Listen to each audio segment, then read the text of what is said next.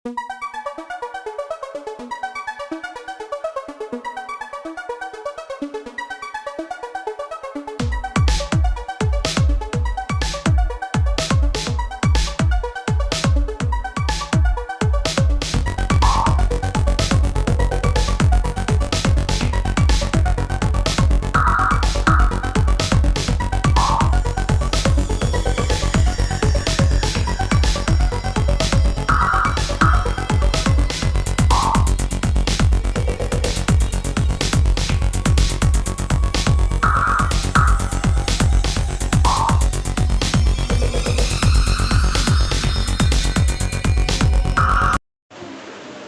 sama-sama kita hormati Pembina Rohisman 1 Indragiri Hilir, Ustadz Anwar Gunawan SPDI MPD.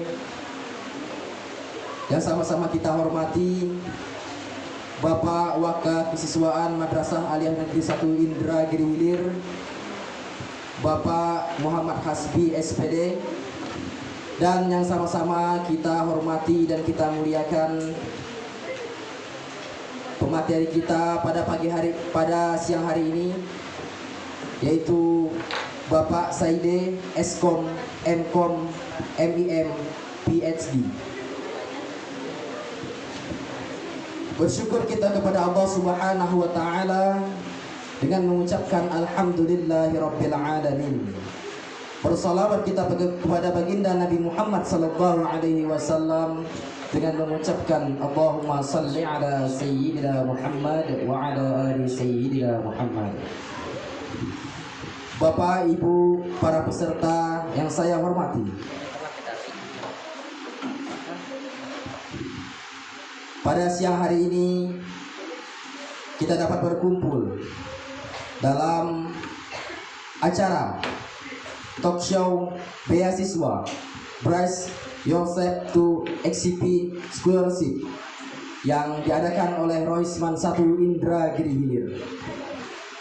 Sebelum kita memulai acara pada siang hari ini, alangkah baiknya kita bersama-sama mengucapkan kalimat basmalah. Bismillahirrahmanirrahim.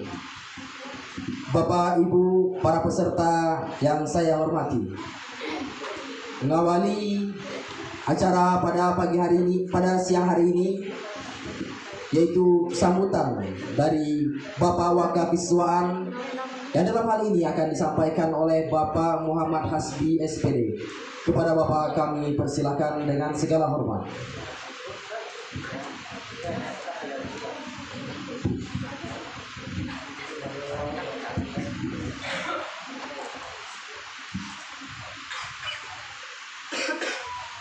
Assalamualaikum warahmatullahi wabarakatuh. Waalaikumsalam warahmatullahi wabarakatuh. Alhamdulillahirabbil alamin, wassalatu wassalamu ala syafil anbiya'i wal mursalin, amma ba'du.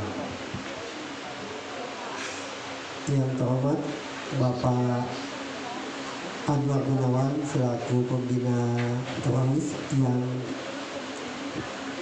bersedia mengadakan acara talk show ini, kemudian Ibu Nani selaku Guru BP, dan yang sama-sama kita hormati Bapak Saida selaku pemateri pada siang ini yang membahas tentang bagaimana sih mendapatkan beasiswa ke luar negeri khususnya. Puji syukur marilah kita panjatkan kehadirat Allah Subhanahu wa taala dengan diberikan kesehatan dan kesempatan kita dapat berkumpul pada acara ini. Kemudian salawat dan salam kita panjatkan kepada kita Nabi Muhammad sallallahu alaihi wasallam dengan mengucapkan Allahumma shalli ala sayyidina Muhammad wa ala ali sayyidina Muhammad. Anak-anak yang berbahagia, Bapak bangga dengan kalian semua yang mau hadir pada siang ini. Cukup banyak, lumayan yang bisa hadir pada saat ini. Artinya masih ada kemauan kalian itu untuk mencari beasiswa. Bagaimana sih mendapatkan beasiswa itu? Kuliah tidak penting miskin, tidak penting kaya, tidak ada pembeda, yang penting ada kemauan.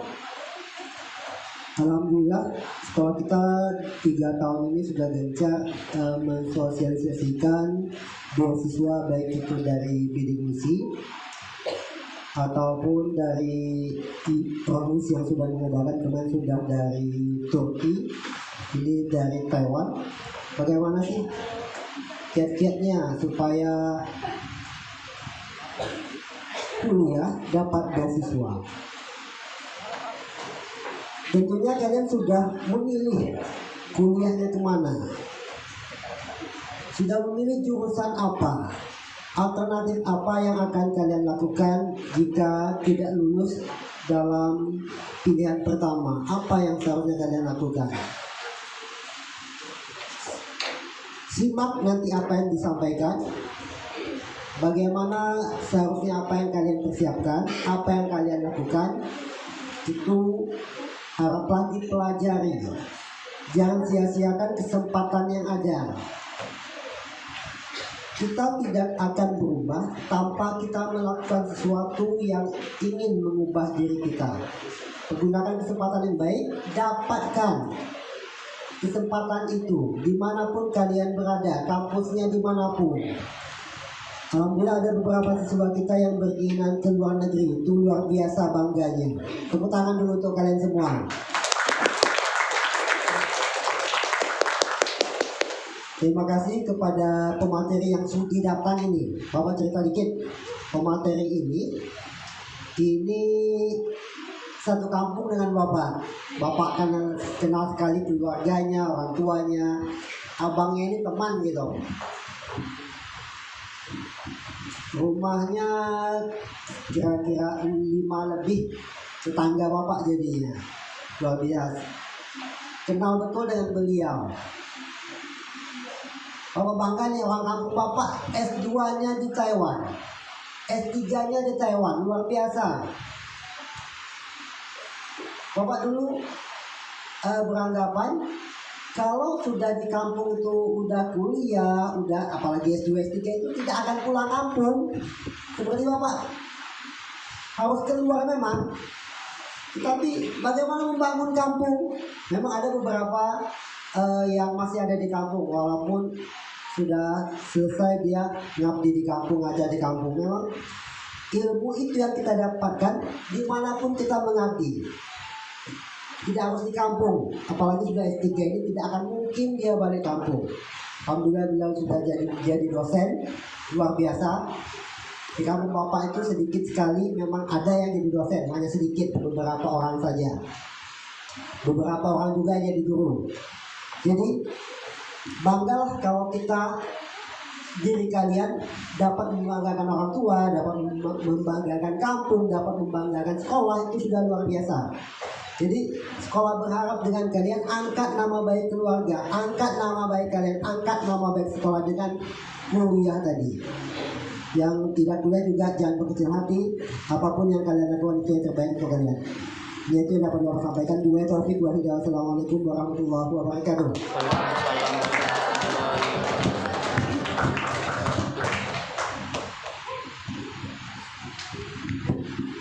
Terima kasih kita ucapkan kepada Bapak Waka Kesiswaan.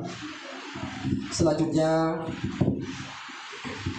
yaitu pembacaan doa yang akan disampaikan oleh Saudara Khairul Ihsan, yang akan dibacakan oleh Saudara Khairul Ihsan. Kepada Saudara Ihsan kami persilahkan.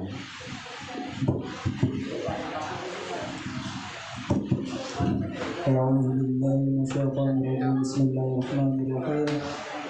Alhamdulillahirabbil alamin wassalatu wassalamu ala asrofil anbiya'i wal mursalin sayyidina wa maulana Muhammadin wa ala alihi wa sahbihi rasulillahi ajma'in. Allahumma shalli ala sayyidina Muhammadin salatan tunjina biha min jamil ahwali wal afat wa taqaddilana biha min jamil hajat wa tutahhirna biha min jamil sayiat wa tarfa'una biha ila innaka rabbul wa tuballighna biha min jamil hayat fil hayati wa ba'da ma innaka ala kulli shay'in qadir. اللهم صل على سيدنا محمد وعلى آل سيدنا محمد. اللهم إنا نسألك السلامة في الدين والدنيا والآخرة وزيادة في علمي وبركة في رزقي وتوبة قبل الموت ورحمة إلى الموت ومغفرة بعد الموت. اللهم حول علينا في سكرات الموت والنجاة من النار والأرض إلى الحساب.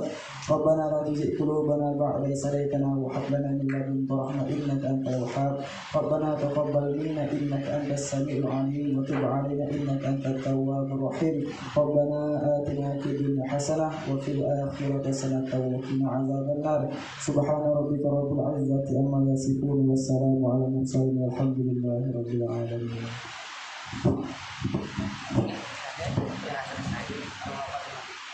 Bapak Ibu para peserta yang saya hormati, sebelum kita melanjutkan acara talk show pada siang hari ini, saya selaku MC mohon maaf apabila terdapat kekurangan dalam penyampaian. Selanjutnya saya juga mengucapkan terima kasih kepada para peserta yang telah bersedia hadir dalam acara pada siang hari ini. Terlebih dan terkurang saya mohon maaf. Wabillahi taufik wal hidayah. Wassalamualaikum warahmatullahi wabarakatuh. Acara diserahkan kepada moderator, yaitu Perdati Aulia Prayudita selaku Ketua Keputrian Romisman 1 Indra Giri.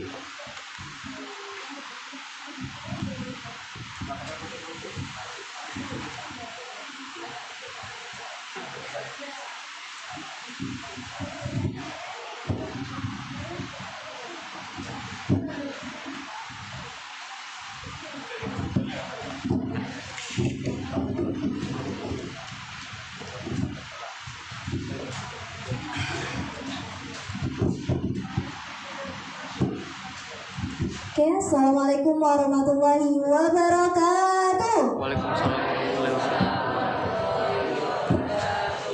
Oke, gimana kabarnya hari ini? Masih semangat? Semangat? Oke dong, kita masih semangat ya. Masih jam ngantuk tapi nggak apa-apa. Langsung saja kita ucapkan selamat datang kepada Bapak Saide Eskom Mkom MI PhD dari Award Beasiswa PhD dari National Taiwan Universitas of Science and Technology Taiwan dan dosen UIN Susta Riau. Baiklah, sebelum itu saya akan membacakan CV beliau secara singkat saja. Nama Bapak Said Eskom Mkom MIM PhD yang lahir di Tanjung Baru, Indragiri Hilir, Indonesia, dan sekarang menjadi dosen di UIN Susta Riau dan sudah beberapa kali traveling nih, sudah beberapa kali pergi ke beberapa negara, yaitu salah satunya ada Turki, Finlandia, ada Thailand, ada Malaysia, dan ada Arab Saudi, dan banyak lagi. Dan begitu banyak juga pengalaman-pengalaman beliau yang mungkin banyak sekali nih kalau diceritakan. Jadi mungkin langsung aja ya kita berikan kesempatan untuk pada pemateri kita untuk memberikan perkenalan singkatnya dengan menggunakan, boleh dong Bapak menggunakan bahasa Taiwannya? Aduh. Boleh ya Bapak ya? Ya, kami persilakan dengan segala hormat.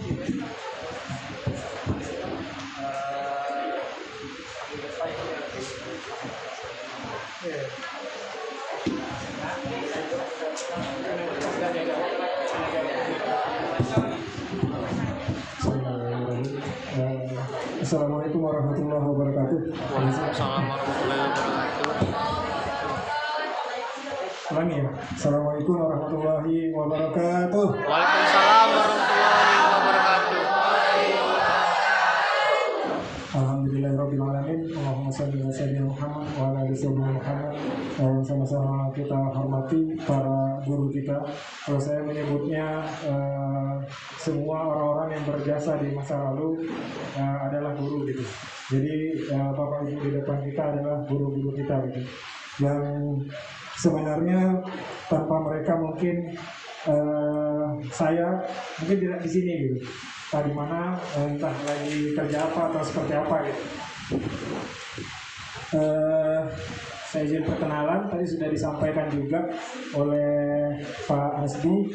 Pak Hasbi ini tetangga saya, abang saya, dan adik Pak Hasbi juga teman diskusi saya waktu saya masih SMP saya di kampung, baru saya SMA di Sabta Marga, SMA 1 ya sekarang ya, sama 1 Tugulahan Hulu gitu. Jadi saya banyak mendapat pelajaran juga dari bimbingan adik Pak Hasbi gitu, terkait cita-cita, terkait mimpi-mimpi. Banyaklah diskusi antara karena usia kita juga tidak terlalu lumayan jauh gitu. Jadi diskusi kayak guru dengan siswa seperti itu gitu. Dan kagetnya pagi ini ketemu beliau gitu, di depan dari pas lagi duduk gitu, kayak kenal gitu. Tahu-tahu memang satu kampung gitu, dan beliau mirip dengan adik beliau gitu. Dan semoga jasa-jasa adik beliau yang dulu pernah diskusi ke saya juga menjadi amal yang berlipat ganda gitu. Amin. Kemudian saya SMA di sini, saya SMP di Tanjung Baru, SD SMP Tanjung Baru, Indragiri Hilir, sebelum Kuala Lenok. Kalau ada orang Kuala Lenok pasti tahu, tapi mungkin kalau selain Kuala Lenok mungkin agak bingung posisinya di mana. Jadi pokoknya tepi sungai aja gitu, terserah mau sungai di mana gitu, dibayangin aja seperti itu gitu. Nah, rumah saya itu betul-betul di tepi sungai. Jadi kalau mau mandi ya samalah, beberapa kondisi adik-adik di sini yang langsung lompat ke sungai gitu ya. Tidak perlu air hujan, tidak perlu menunggu hujan, ya cukup air pasang aja lah. Bahkan kita air surut pun kita mandi gitu ya, kalau memang lagi pengen mandi gitu. Yang kerjaannya kalau pulang pun ya sore-sore, maghrib-maghrib, kalau udah habis main bola seperti itu. Kemudian SMA saya di sini, saya ingat betul ketika saya melanjutkan SMA, orang tua saya tidak setuju gitu. Orang tua saya tidak setuju karena finansial keuangan ya, tidak ada duit untuk hanya untuk melanjutkan SMA, tidak ada duit. Dan kemudian juga semangat mungkin orang tua kita dulu mungkin tidak terjadi sama adik-adik. Kalau sudah selesai SMP di kampung itu cukup lah gitu ya, kerja kebun atau seperti apa, dan itu terjadi ke saya gitu. Jadi saya nekat, saya masih ingat pada sore hari itu jam-jam 4, jam 5, teman-teman lagi perpisahan di kampung, saya ikut bot dari Kuala Lenok ke Tembilahan gitu. Jadi saya nekat kabur dari rumah untuk daftar di SMA 2 lah ya, karena dulu SMA 2 Tembilahan dulu ya, jadi SMA 2, kemudian saya daftar 2 SMA, kemudian ke SMA 1 kota waktu itu juga. Jadi yang lulus dua-duanya, akhirnya saya pilih SMA 2 dari beberapa cerita gitu. Terus saya memulai, disitulah perjuangan sebenarnya gitu. Kemudian saya S1, singkat cerita saya S1 di UIN Pekanbaru, lulus PBUD. Waktu itu nggak tahu sekarang apakah masih ada yang namanya PBUD gitu ya, penelusuran bibit unggul daerah. Jadi masih ada Pak ya. Jadi mungkin penamaannya aja yang beda gitu. Jadi tanpa seleksi udah lulus seperti itu gitu, karena beberapa prestasi lah. Jadi waktu itu mungkin saya beberapa kali mewakili Indragiri Hilir di tenis meja gitu ya. Jadi kalau ada adik-adik yang hobinya olahraga, teruskan. Tapi sehebat-hebatnya olahraga jangan mengurangi porsi untuk belajar dan untuk aktivitas di sekolah seperti itu gitu. Kemudian saya lanjut S2 di ITS Surabaya. Kalau pernah dengar ITS, itu salah satu kampus teknologi terbaik di Indonesia, mungkin 2 atau 3 terbaik di Indonesia secara teknologi, yang lain ITB atau ya kampus yang di Bandung itu, di Institut Teknologi Bandung. Nah, saya lanjut di ITS Surabaya. Saya tidak punya mimpi untuk lanjut ke Taiwan. Saya tidak punya cita-cita untuk lanjut ke Taiwan, dan tidak pernah sekalipun bahkan untuk lanjut S2. Bahkan S1 sebenarnya pun nggak punya angan-angan. Jadi tidak punya gitu rencananya mau seperti apa setelah SMA, rencananya mau apa setelah S1, rencananya mau apa setelah S2. Dan saya yakin ketika kami di depan katakanlah bercerita tentang mimpi-mimpi, adik-adik akan berpikir semua itu hanya omongan belaka gitu. Jadi semua itu terlalu berat, semua itu sepertinya tidak akan terwujud dengan kondisi saya yang seperti ini. Saya yakin ada di benak-benak adik-adik sekarang seperti itu. Karena saya pun ketika menyampaikan ini, saya merasa saya sedang duduk di situ gitu. Jadi mendengar orang yang sudah sukses, katakanlah bercerita tentang kesuksesan dia, itu sesuatu yang sangat membosankan, pasti sangat boring gitu. Dan Tapi saya ingin bilang bahwa percayalah nanti dalam titik-titik tertentu perjalanan adik-adik akan dipertemukan dengan orang-orang yang akhirnya membantu adik-adik seperti itu gitu. Nah, kemudian saya lanjut S2 di Taiwan karena beasiswa. Beasiswa itu saya ditawari di semester 3. Jadi ini agak unik, agak perlu fokus sedikit ini. Jadi S2 itu 2 tahun rata-rata. Jadi 1 tahun saya kuliah di ITS Surabaya. Di tahun kedua saya mendapat tawaran beasiswa ke Taiwan. Jadi seleksinya itu ketika lagi S2. Nah, jadi saya 1 tahun di ITS Surabaya, 1 tahun di Taiwan untuk S2. Nah, itu beasiswa gitu. Beasiswa itu ya dibiayai, kita dapat duit bulanan. Jadi kita kuliah kemudian digaji. Nah, kalau ada yang berpikir cari duit untuk digaji, berubahlah sedikit, bergeserlah sedikit, kuliah untuk digaji, bukan kerja untuk digaji. Kerjanya kapan nanti? Dan cari kerjanya gimana? Tak perlu. Kalau sudah S2, S3 insya Allah bukan hanya sekolah, bahkan kampus, bahkan perusahaan-perusahaan besar yang akan mencari adik-adik gitu. Jadi kita berpikirnya bukan mencari pekerjaan, bagaimana caranya pekerjaan yang mencari kita. Nah, caranya gimana ya? Kita masing-masing lah untuk meningkatkan kemampuan diri seperti itu gitu. Apapun yang kita pelajari kita seriusi, apapun yang kita olahragai kita seriusi, apapun hobi kita seriusi. Gitu. Jadi semuanya kita seriusi. Gitu. Kalau ada adik, mungkin ada adik nggak percaya, saya di Taiwan itu jadi atlet biliar. Jadi kalau ada yang hobi biliar, tapi mungkin di sini perspektif biliar itu judi, jadi itu haram. Nah, kalau di Taiwan biliar itu jadi salah satu mata kuliah. Jadi ada pelajarannya itu bukan di sini apa ya? Mata pelajaran ya. Nah, jadi mata pelajarannya itu biliar. Jadi mata pelajaran biliar ada beberapa 1 minggu itu 1 kali gitu ya. Dan saya beberapa kali mewakili kampus untuk misalkan kalau di sini katakanlah kita ke Kampar, kemudian kita ke keliling-keliling provinsi atau keliling Indonesia mewakili kampus untuk itu gitu. Nah, jadi makanya saya bilang seriusi apa yang adik-adik kerjakan, sekalipun sebenarnya kita belum tahu mau jadi apa, dan apa yang adik-adik bayangkan itu juga yang saya bayangkan gitu. Jadi intinya fokus saja mengerjakan apa yang ada sekarang. Jangan terlalu galau dengan kondisi finansial, jangan terlalu galau dengan dalam tanda kutip ketidakmampuan secara IQ, kemampuan berpikir atau seperti apa. Percayalah, saya juga waktu SMA juga gak juara-juara, pernah beberapa kali 3 semester itu remedial yang matematika itu gitu, 3 semester gak pernah ya bottom 3 lah, selalu paling bawah gitu. Orang-orang yang bahkan kalau nggak salah skor saya terakhir itu malah 5 gitu untuk beberapa semester di matematika gitu. Dan ya memang seperti itu gitu keadaannya. Ada beberapa porsi yang kita mampu, ada beberapa porsi yang kita tidak mampu. Kemudian saya selesai S2 di 2016 di Taiwan. Saya balik mengajar di dosen di UNSISKA Pekanbaru di komputer sistem informasi. Kemudian saya ditawari lagi lanjut S3. Nah, saya kasih gambaran sedikit. Di S2 saya dapat gaji sekitar 6 juta ya, 6 juta sebulan. Jadi kita sudah dihidupi, kemudian kita dikasih uang dari kampus, dari Taiwan, dari profesor pembimbing kita, guru kita lah, wali kelas kita, 6 juta sebulan gitu. Jadi kita dapat ilmu, kemudian kita dapat duit. Nah, dengan duit itu kita bisa kirim ke orang tua di kampung gitu. Kemudian saya S3 itu saya kenapa cerita duit? Karena saya yakin adik-adik berpikir setelah S1 pengen kerja, saya setelah S2 pengen kerja gitu. Jadi saya pengen menggiring adik-adik bahwa cari duit bukan hanya lewat kerja, cari duit bisa lewat sekolah karena akan digaji. Kemudian S3 itu saya digaji sekitar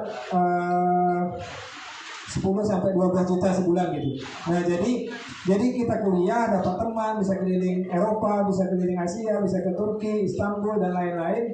Kemudian kita bisa digaji gitu. Dan dengan uang itu kita kirimi orang tua kita gitu. Jadi ada pergeseran berpikir sedikit gitu. Yang awalnya kita bayangkan setelah SMA pengen kerja, pengen ngirim orang tua duit gitu ya. Sekarang kita sama-sama berpikir, oke, saya pengen cari duit dengan cara saya kuliah gitu, dengan cara saya lanjut sekolah beasiswa gitu ya. Dan tentu tidak mudah adik-adik. Jadi ada harga dengan sesuatu yang mahal, ada harga yang harus dipertaruhkan, ada perjuangan yang tidak sedikit gitu. Nah, jadi Mungkin closing saya untuk pembukaan ini segitu dulu gitu. Jadi ada gambaran umum, begitulah perjalanan pendidikan saya secara formal. Kalau terkait tips strateginya mungkin nanti kita bahas di sesi tanya jawab.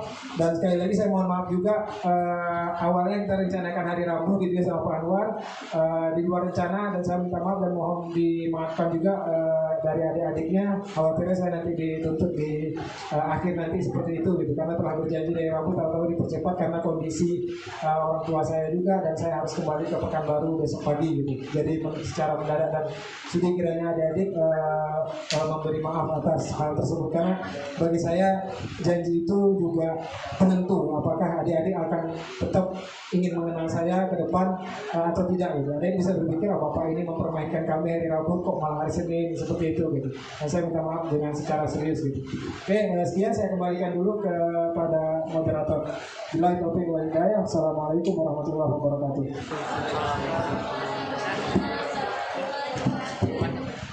Oke, baik teman-teman, tadi sudah ada perkenalan singkat ya dari pemateri kita pada siang hari ini.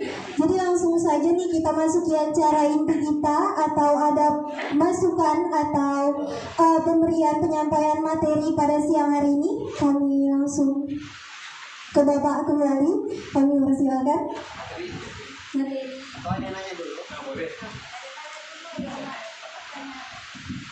Oke, kalau begitu kami langsung memberikan pertanyaan aja ya Pak ya. Tanya jawab aja langsung kepada Bapaknya. Di sini saya sudah mencatat ada beberapa pertanyaan Pak. Yang pertama, apa motivasi Bapak sehingga bisa belajar sampai ke luar negeri nih Pak? Untuk pertanyaan pertama, silakan Pak.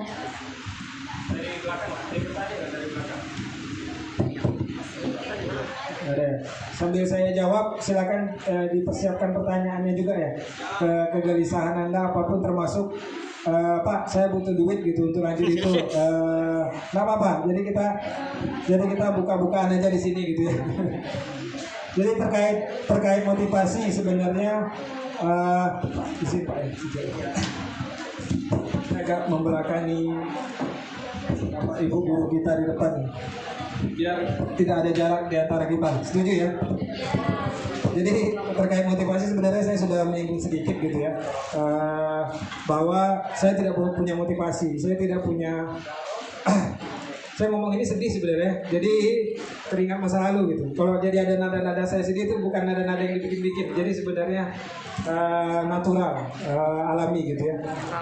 Saya tidak pernah punya mimpi sebenarnya untuk jadi dosen, untuk lulus S3 di luar negeri, untuk S2 di luar negeri, untuk dapat gaji-gaji yang tadi yang saya sebutkan, untuk keliling Eropa yang tadi, mohon maaf bukan agak sedikit hantu, itu baru 3 atau 4 negara dari hampir belasan atau 20-an negara yang pernah saya kunjungi gitu. Dan semuanya tidak pernah pakai uang pribadi, uang dari negara luar gitu. Jadi motivasi saya sebenarnya tidak ada. Jujur saya bukan sedang ingin memotivasi adik-adik, tidak. Saya ingin menyampaikan saja apa yang saya rasakan. Saya tak pernah punya mimpi mau jadi itu, tidak pernah.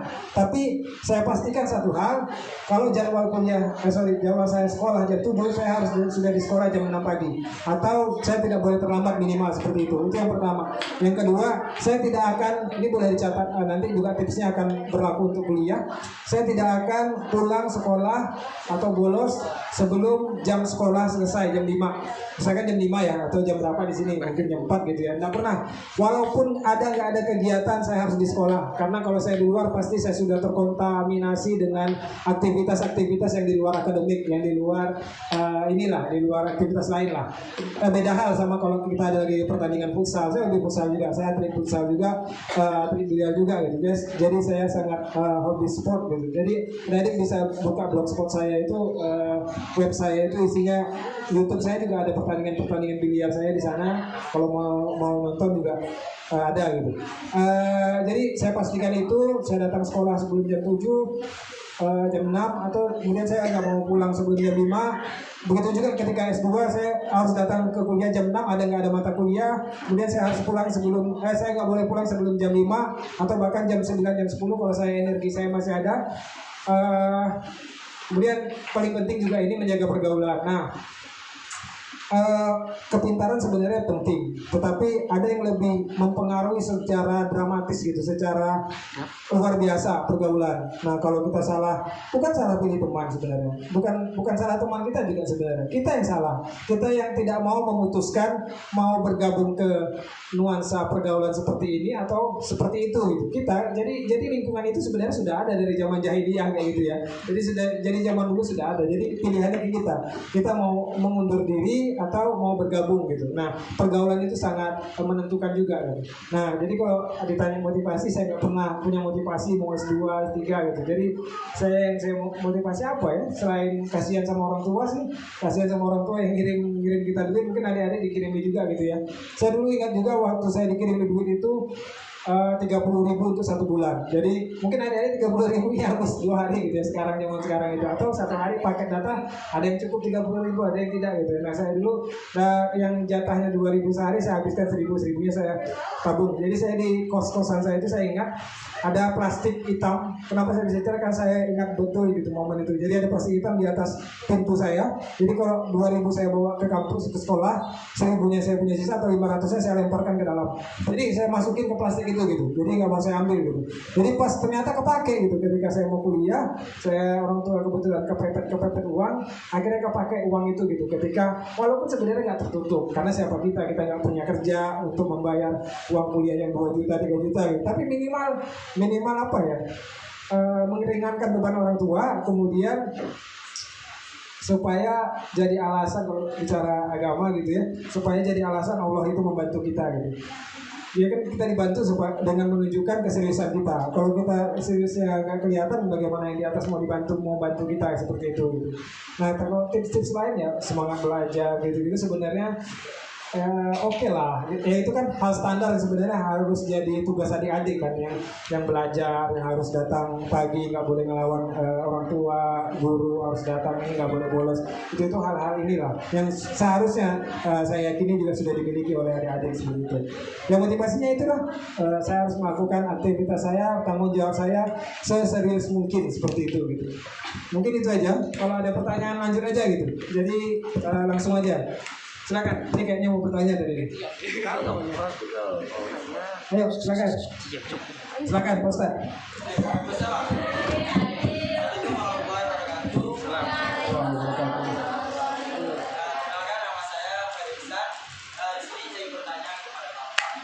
Bagaimana cara Bapak itu bisa fasih dalam berbahasa Taiwan? Sedangkan Bapak kan asal dari Indonesia, 1 tahun di Indonesia, 1 tahun di Taiwan. Apakah Bapak itu ada persiapan untuk berbahasa pergi ke sana itu? Terima kasih. Oke, tepuk tangan tuh buat Isan. Bagus pertanyaannya. Sangat ini ya. Pertanyaan yang saya jarang dapati sebenarnya, bahkan di level kampus, dan Man sudah memiliki pertanyaan bahkan lebih daripada level kampus seperti itu gitu. Jadi saya sangat cukup terpukau. Nah, yang perlu garis bawahi pertama adalah kalau kita sudah kuliah di luar negeri, itu pakai bahasa standar internasional. Jadi standar internasional itu adalah bahasa Inggris. Nah, jadi bahasa utamanya tetap di Taiwan itu bahasa Inggris, karena mata kuliahnya rata-rata juga berbahasa Inggris, dosen-dosennya juga rata-rata lulusan dari Amerika dan lain-lain seperti itu gitu. Nah, itu yang pertama. Yang kedua, ada beberapa mata kuliah seperti belajar bahasa Mandarin gitu ya, itu pakai bahasa Taiwan atau bahasa Mandarin sebenarnya. Jadi Taiwan sama Cina itu pakai bahasa Mandarin gitu ya, yang kalau kita tulis terputar-putar gitu ya, tapi dibaca entah kemana-mana gitu, seperti itu gitu. Sangat sulit seperti itu. Nah, ada teman-teman, kalau case-nya saya Isan dan adik-adik lain, saya mengambilnya program internasional. Jadi bukan program yang berbahasa Mandarin gitu. Tapi program internasional punya peluang, punya kesempatan untuk kalau mau belajar Mandarin silakan, ada mata kuliah tapi juga tidak diwajibkan. Tapi ada juga beasiswa yang itu fokus untuk belajar bahasa Mandarin. Nah, ada tuh di Taipei itu, di Taiwan itu ada program itu gitu, yang cuma belajar Mandarin aja udah gitu. Bukan S1, bukan S2, jadi kursus bahasa Inggris lah di sini gitu. Dan itu ada beasiswanya gitu. Nah, tapi kalau sudah di kampus pasti pakai bahasa Inggris. Nah, mungkin akan ada pertanyaan lanjutannya gitu. Jadi saya sambung aja gitu. Saya yakin ada adik sudah bertanya itu. Jadi saya sudah tangkap pertanyaannya. Jadi bagaimana Bapak belajar bahasa Inggris? Mungkin itu pertanyaannya berikutnya gitu. Nah, bahasa cerita saya waktu SMA itu bahasa Inggris ini adalah bahasa yang paling saya benci sebenarnya. Jadi saya kalau sudah mata kuliah ada guru bahasa Inggris. Mohon maaf sekarang. Jadi maksudnya ini akan jadi titik balik sebenarnya. Dulu saya benci tapi saya cintai gitu. Sesuatu yang awalnya kita benci pada akhirnya malah melekat dalam hidup kita gitu, malah mendekat. Bukan itu ya, bukan hal-hal seperti itu. Jadi ya seperti itulah. Kan itu namanya jalan yang dari di atas lah. Yang benar-benar. Jadi betul kata pepatah itu, kalau benci sesuatu jangan berlebihan, kalau cinta sesuatu jangan berlebihan. Ya hidup ini hanya sementara, tentang merasa aja gitu. Habis itu ya sudah, kita sama-sama pergi ya ke situ lah. Nah, jadi saya bahasa Inggris ini saya ambil lah kursus, singkat cerita ya, saya di sekolah nggak muat saya bahasa Inggris itu, nggak mau saya belajar. Kalau bisa ada kesempatan 3 kali absen, saya akan maksimalkan 3 kali absen ini ketika pelajaran bahasa Inggris. Jadi saya keluar gitu, saya nggak suka aja gitu, nggak suka aja bahasa Inggris, pusing gitu. Apalagi kalau sudah pelajaran menyanyi bahasa Inggris, itu luar biasa gitu. Hafal pun kita, teks pun belum tentu bisa nyanyi gitu. Tapi akhirnya teman saya ada yang teman saya main bola gitu, main bola futsal, waktu itu belum begitu terkenal. Ngajaklah saya kursus di salah satu lembaga khusus lah, saya nggak boleh sebutin merek gitu, nanti jadi terkenal ya. Jadi ada itu di lembaga khusus itu. Oke, saya kursus lah di situ. Akhirnya saya beli sepeda kursus tiap malam gitu ya. Jadi teman saya ini janji, dia punya motor kan ya, hampir kalau 1 minggu itu 2-3 kali lah. Kalau ada yang lagi kursus bahasa Inggris biasanya 2-3 kali lah dalam seminggu. Dijemputnya lah saya. 2-3 pertemuan pertama itu masih aman, kita masih pergi ke tempat yang betul-betul yang ingin kita tuju gitu Pak Khusus. Jadi pertemuan berikutnya itu kemana kita pergi? Pada saat itu PS yang paling keren adalah PS2 kalau nggak salah ya, PS2 lah. Jadi diajaknya pergi ke PS2. Jadi bagi saya yang anak kampung yang nggak ngerti jalan kota, yang sering nyasar gitu ya, mau ke sini aja nyasar, mau ke situ nyasar gitu. Jadi ngikut dia aja lah. Jadi janji dia main setengah jam, masih ada 1,5 jam lah kita masuk untuk kursus. Tapi nggak juga gitu. Jadi akhirnya terlena, akhirnya kemampuan bahasa Inggris saya jauh di bawah rata-rata gitu. Jadi saya cuma dapat sertifikatnya pun nilainya C gitu ya. Kalau untuk